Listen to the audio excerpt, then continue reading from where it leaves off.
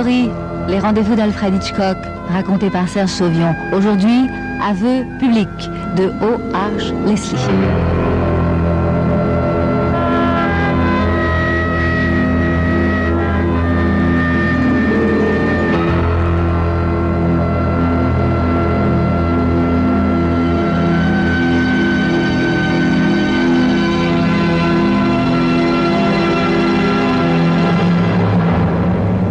Wally Adams lui ouvre lui-même la porte, l'inspecteur Mike Vegas ne peut s'empêcher d'être surpris. Il n'y a pourtant rien d'étonnant à ce que Adams ressemble trait pour trait à l'Adams qu'il a vu bien souvent sur son écran de télévision. « Bonjour, inspecteur », dit le célèbre présentateur. « Je suis navré de vous avoir dérangé, mais je crois que c'est important. Entrez donc. »« Merci », fait Mike en s'asseyant dans un fauteuil de cuir près du bureau. « Vous m'avez bien parlé d'une lettre, monsieur Adams, n'est-ce pas? Quel genre de lettre? Une lettre de menace? » Non, pas du tout. Peut-être l'œuvre d'un farceur, mais quelque chose me dit que c'est sérieux. « Puis-je voir cette lettre? » demande Mike. Adams sort de sa poche une feuille pliée en 4. Connaissez-vous le principe de notre émission, inspecteur? Sinon, cette histoire vous paraîtra complètement farfelue. Il m'arrive de regarder ce programme, dit Mike. Une sorte de jeu des portraits, non? Exactement. Nous faisons venir des gens dont on a parlé récemment dans l'actualité et nous leur demandons de porter un masque. Un jury doit deviner de qui il s'agit et trouver les raisons pour lesquelles il ou elle a reçu les honneurs de la presse. Tantôt nous choisissons nous-mêmes nos candidats, tantôt ils nous écrivent directement. C'est ce qu'a fait ce type. Mais tenez, lisez donc sa lettre. Mike déplie la feuille. L'écriture est petite et précise. Cher monsieur Adams, depuis quelque temps, je regarde votre émission et j'ai pensé que ma candidature pourrait vous intéresser. Pour des raisons qui vous paraîtront évidentes, je préfère ne pas vous donner de renseignements trop détaillés. Sachez simplement que j'ai fait quelque chose de suffisamment sensationnel pour passionner vos jurés et votre public. Je suis un meurtrier. J'imagine que vous devez recevoir des milliers de lettres de farceurs. Pourtant, je peux vous assurer que je suis parfaitement sain d'esprit et que je n'ai rien d'un mythomane. Je suis coupable d'un meurtre prémédité et tout disposé à reconnaître les faits au cours de votre émission, puis à me livrer à la police. Mais je ne me dénoncerai jamais si je ne peux le faire de la manière décrite plus haut. Vous avez donc là une belle occasion de veiller à ce que justice soit faite. Vu sous cet angle, la question devrait vous séduire. Vous pourrez me joindre à la poste restante du 3e district sous le pseudonyme de John Rice. Inutile, bien sûr, d'essayer de me tendre un piège, sinon je nierai tout en bloc. Suivait une banale formule de politesse et la signature John Rice. Drôle de proposition, fait l'inspecteur une fois sa lecture terminée. Qu'en pensent vos producteurs, monsieur Adams? Le présentateur a un sourire ironique. Je ne vous cacherai pas qu'il pense surtout à la formidable publicité que pourrait nous valoir ce John Rice. Mais comme nous craignons quand même un retour de bâton, nous avons préféré demander l'avis de la police. Vous avez bien fait, dit Mike. Mieux vaut être prudent. Ce type a peut-être vraiment tué quelqu'un et dans ce cas, c'est sans doute la seule manière pour nous de lui mettre la main au collet. Le regard bleu de Wally Adams pétille d'intérêt. Alors, vous pensez que je dois le faire venir à mon émission? C'est probablement la seule chose à faire, monsieur Adams. Mais je ne peux pas prendre moi-même une telle responsabilité. Il faut que j'en réfère d'abord au district attorney.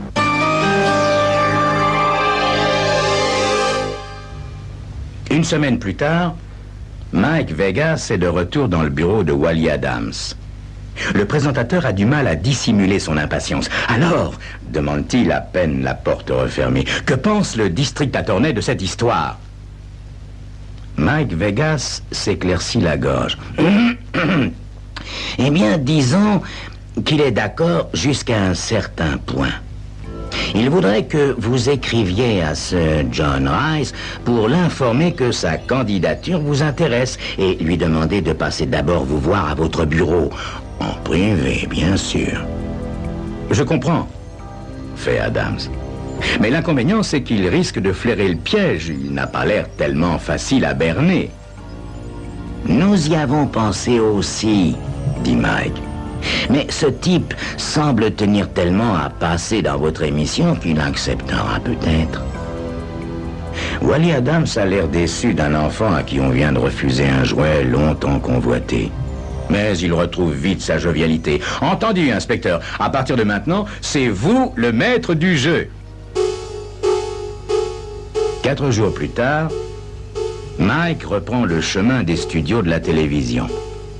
Adams a reçu une réponse du mystérieux John Rice. Une réponse qui n'a rien de surprenant.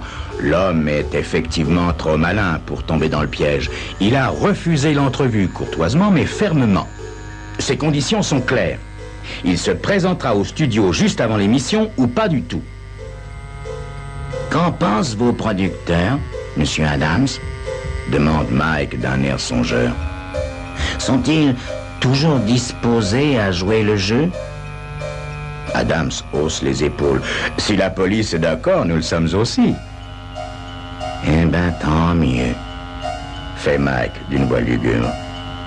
Alors, il ne me reste plus qu'à obtenir l'autorisation officielle du district attorney. Mais avez-vous bien réfléchi, monsieur Adams? Vous risquez d'avoir dans votre émission un dangereux maniaque assis juste à côté de vous. Il y aurait de quoi rendre nerveux n'importe qui, non? Est-ce que j'ai l'air nerveux? Demande Adams avec ce fameux grand sourire qui a fait de lui l'un des présentateurs les plus populaires du pays.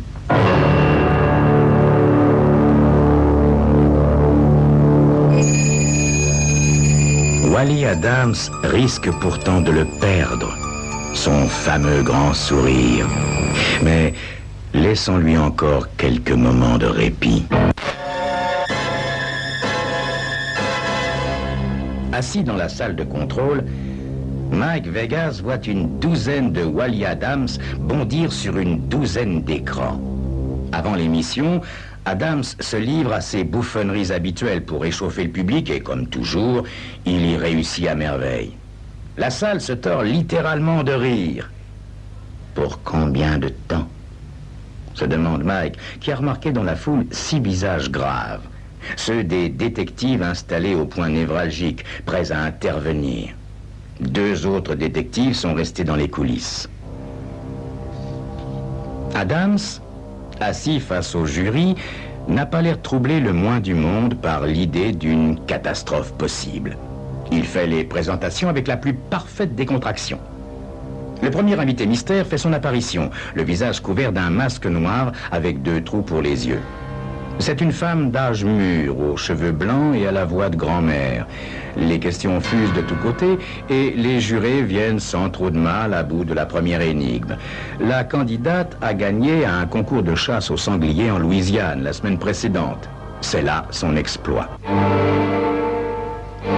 Le deuxième invité vient de faire son entrée sur le plateau lorsqu'un des détectives pénètre dans la salle de contrôle. « Que se passe-t-il » demande Mike. « Notre ami est arrivé. » « Oui, il est ici, » dit l'homme à voix basse. Il a apporté son propre masque et ne veut parler à personne d'autre qu'à Adams.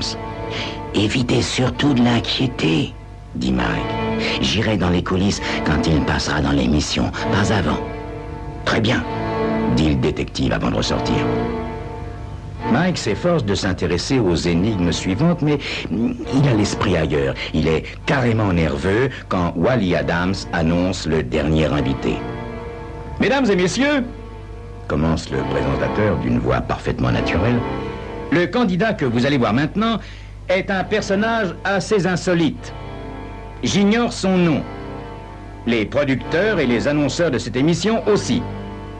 Mais ce que nous savons, c'est que son secret est le plus étrange et le plus pathétique qu'il vous ait été proposé de découvrir dans ce programme.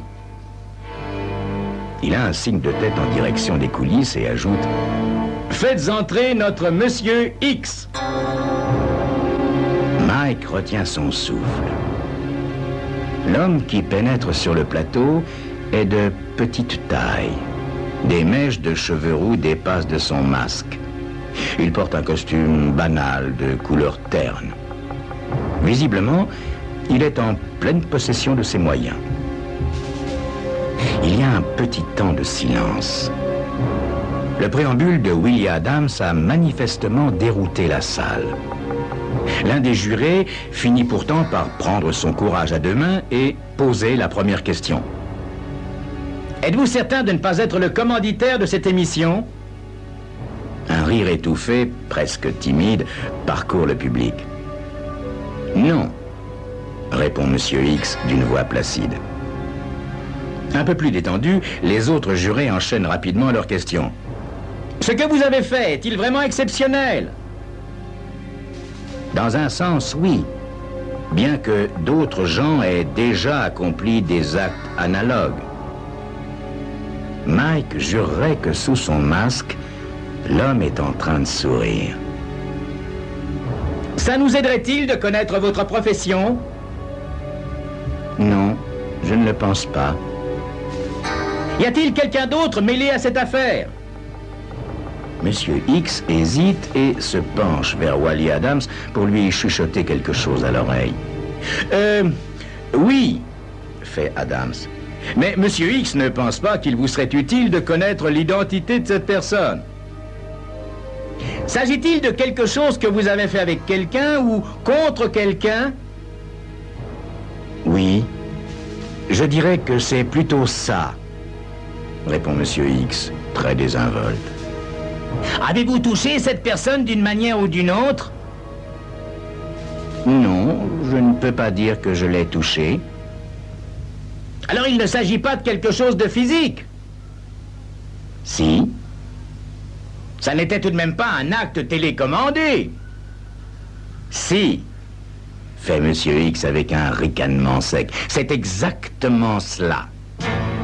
Les questions se bousculent maintenant à un tel rythme qu'Adams a du mal à les canaliser. La sueur perle sur son visage, sur celui de Mike Vegas aussi.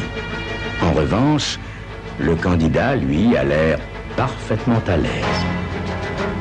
La question suivante fait sursauter l'inspecteur.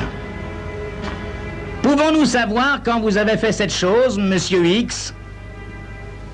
La réponse fait sursauter Mike encore plus fort. Certainement. C'est arrivé ce soir. Vous voulez dire que vous avez fait cette chose avant l'émission? Non. Pendant l'émission, il y a quelques minutes à peine. Mike bondit vers les coulisses. Tout en courant, il continue d'entendre les questions.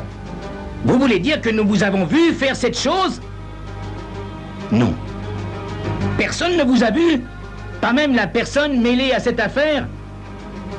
Non, pas même elle. Alors il s'agit d'une femme?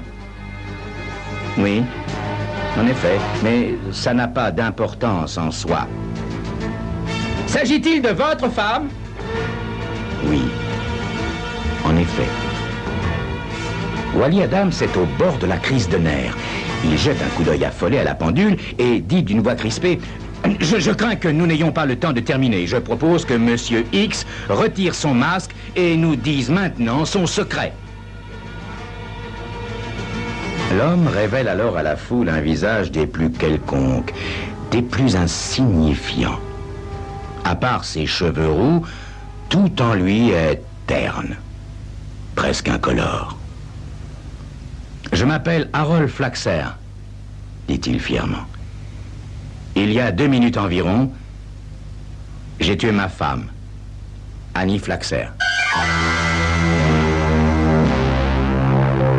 Des dizaines de bouches s'ouvrent toutes grandes tandis que Wally Adams se saisit du micro à 2 mains. Monsieur Flaxer a accepté de se livrer à la police et de faire des aveux complets, dit-il d'une voix saccadée. L'idée vient entièrement de lui et nous avons agi en pleine collaboration avec la police. Parmi les spectateurs se trouvent des représentants de la force publique prêts à emmener M. Flaxer en prison. Attendez. Attendez. Fait Flaxer en levant la main avec un sourire sinistre.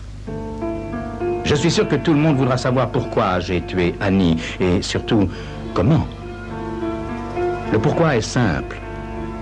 Ma femme n'a jamais été très intelligente. Au début de notre mariage, cela n'avait pas grande importance. Elle était jeune et jolie. Mais le temps a passé, dissipant ses charmes, émoussant encore davantage son intelligence. Alors, la télévision, cette chère télévision est devenue son unique raison de vivre. Nuit et jour, elle restait assise devant l'écran, l'œil vide. Avant de poursuivre, Flaxer se retourne vers Adams avec un drôle de sourire. Ce qu'elle aimait surtout, c'était votre spectacle, Monsieur Adams. Je ne crois pas que vous ayez jamais eu une admiratrice aussi dévouée, Monsieur Adams. Elle se sauvait même de la maison pour venir vous voir en personne. Mais j'ai fini par le lui interdire. Alors, elle a dû se contenter de vous regarder sur le petit écran. Comme je savais qu'elle vous regarderait ce soir, j'ai tout simplement branché une bombe à retardement sous son fauteuil favori. Cette bombe a dû exploser il y a 10 minutes environ. Je le sais, j'étais expert en explosifs dans l'armée. Flaxer se lève. Maintenant, je suis prêt, dit-il tranquillement. Dans les coulisses, Mike Vegas accueille sa proie, la rage au cœur. Ainsi, vous n'étiez pas encore un meurtrier quand vous avez écrit votre lettre, gronde-t-il. Vous attendiez ce soir? En tout cas, je suis un meurtrier maintenant, répond Flaxer avec hauteur. Peu importe le reste. Mike a bien envie d'écraser son poing sur la figure du bonhomme, mais il se retient de justesse et demande sèchement. Votre adresse, vite! 34e rue, numéro 127, dit Flaxer, toujours aussi calme.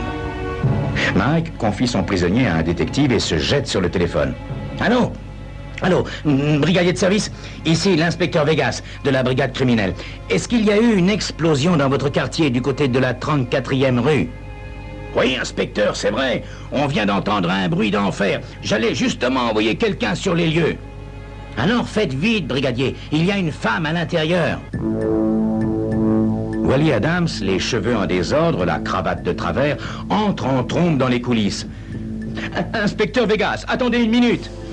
Mike l'interrompt d'un geste. Plus tard, monsieur Adams. Il faut que je file tout de suite. Je peux vous accompagner? Demande le présentateur.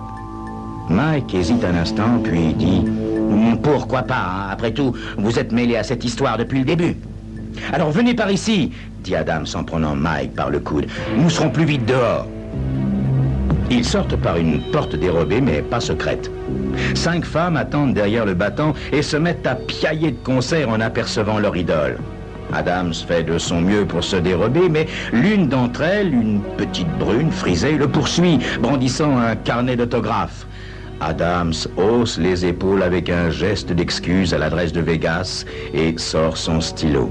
« J'ai toujours été une de vos admiratrices, monsieur Adams, » fait la femme d'une voix suraiguë. « Voulez-vous écrire quelque chose de très personnel, par exemple, pour Annie avec mes amitiés ?»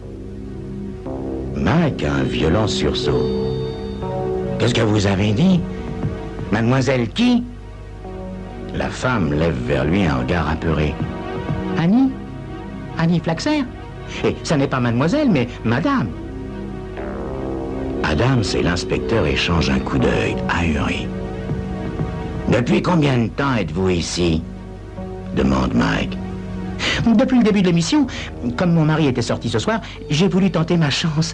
Seulement, je n'avais pas de billet, alors on m'a pas laissé entrer. » Soudain, Adams se met à rire, à rire, à rire. Il a l'impression qu'il ne pourra plus jamais s'arrêter de rire. « Je ne vois vraiment pas ce qu'il y a de si drôle, » fait Annie vexée. « Je suis vraiment une de vos fans, monsieur Adams. »« Madame, dit le présentateur en passant un bras autour des épaules de la petite femme brune. Madame, je vous jure que vous ne regretterez jamais d'être venue, même si on ne vous a pas laissé entrer.